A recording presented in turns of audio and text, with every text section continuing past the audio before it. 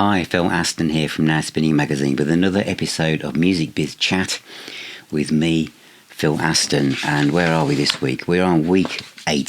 So I'm going to mention the album that got to number 1 in the UK album charts and just look at the breakdown between CD and vinyl sales and maybe touch on a couple of other things. But primarily, I want to talk about Record Store Day again and the price of records and CDs, and are we being ripped off by the record labels, and is it just a day for record flippers and people making a killing on eBay and Discogs, etc.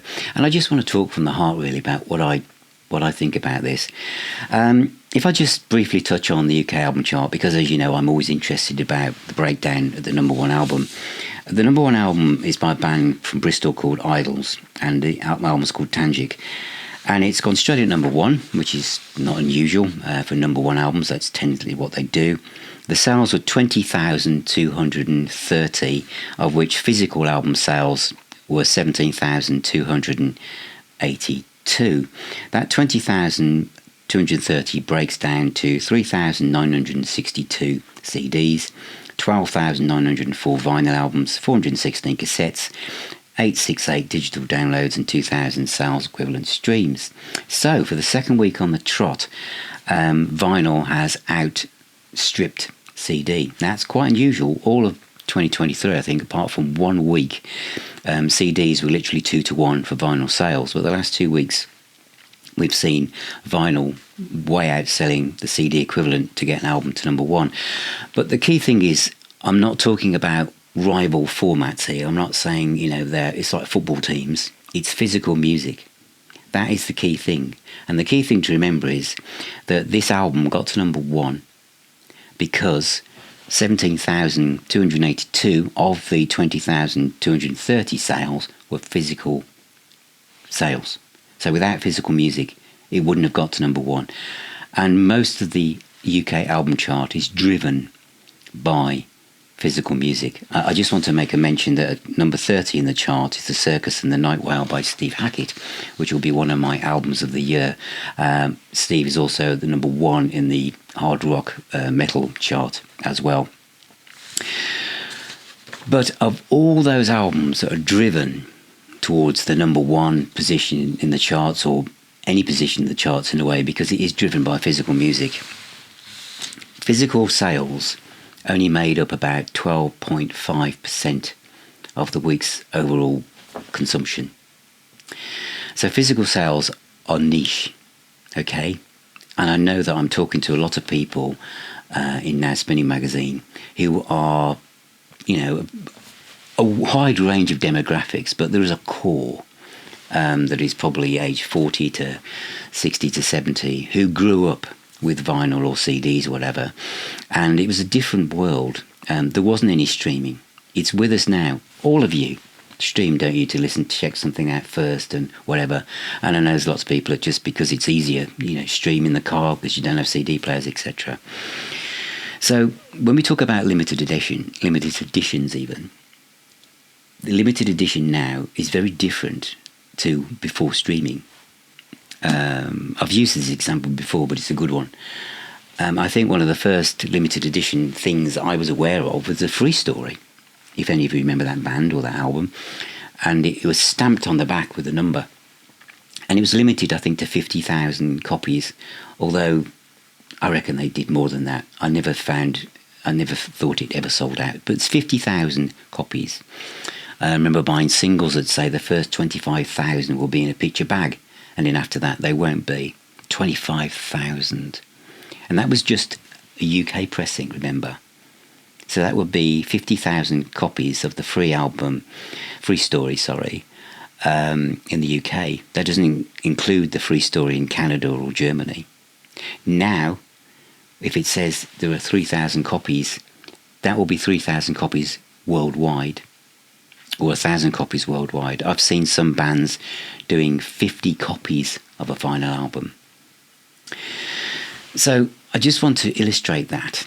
And then I know that some people have said before, and I've covered this, Record Store Day is all about records. What about CDs? It is called Record Store Day. And it was designed to help independent record stores sell more records. As I said the other week, CDs rule the box set. Box sets by Cherry Red or Cooking Vinyl or any label I could mention, they're safe. CDs are selling. The sales aren't going down. They're not climbing as high as vinyl, but they're not going down. It's leveled off. CDs have many, many fans, and many music fans buy all formats. They just buy even multi-format box sets, which are also doing really, really well. But I get approached by lots of new bands and musicians and new labels, etc., all the time. And I have lots of friends who play in bands, and I review things as honestly as I can.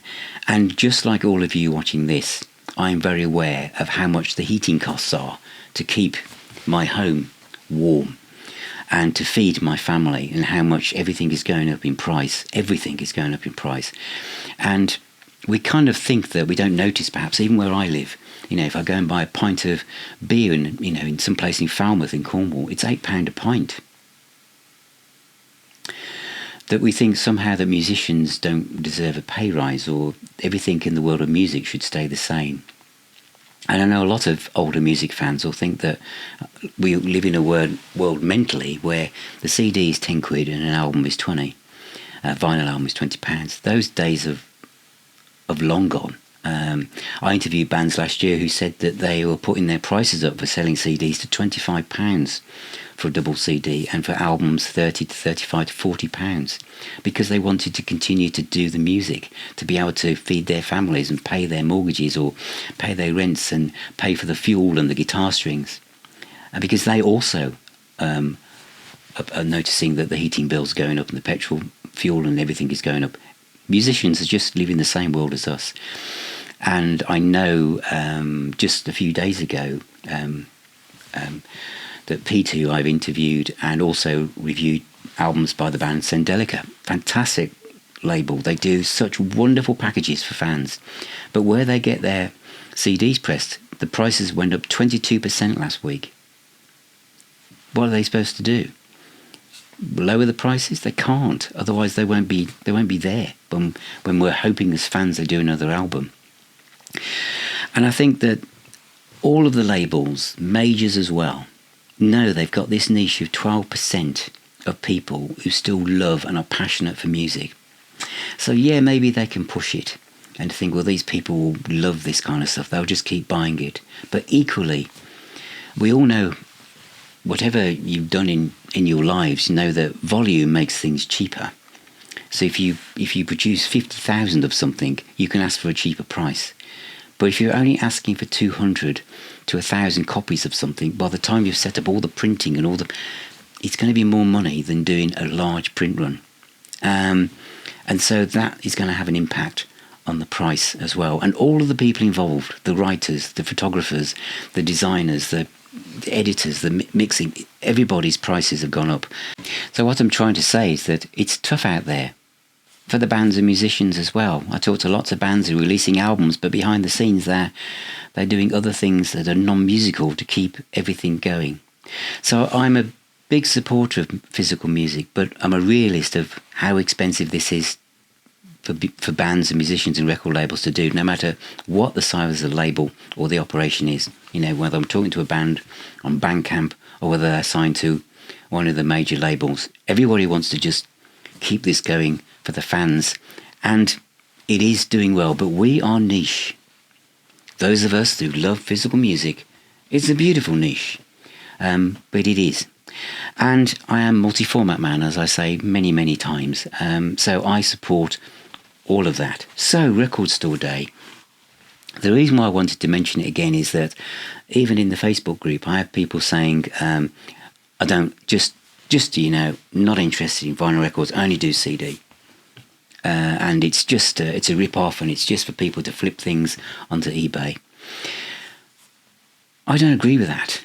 I think it's an exciting time for music fans of all ages to get together. It's a sense of community.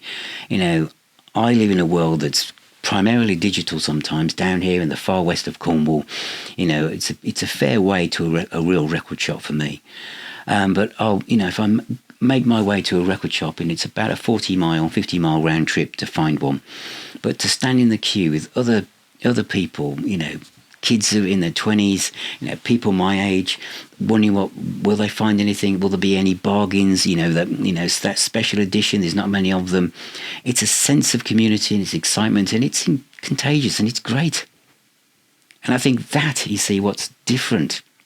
And that's why, doing this YouTube channel, doing Now Spinning Magazine, is the fact that it's connecting to other music fans from around the world and sharing our passion for records we bought when we were kids, or something we bought last week, or some older band we've discovered even, and sharing that and going off and finding it and coming back and say, yeah, I bought that, Phil, it was brilliant, or whatever, or I didn't like it.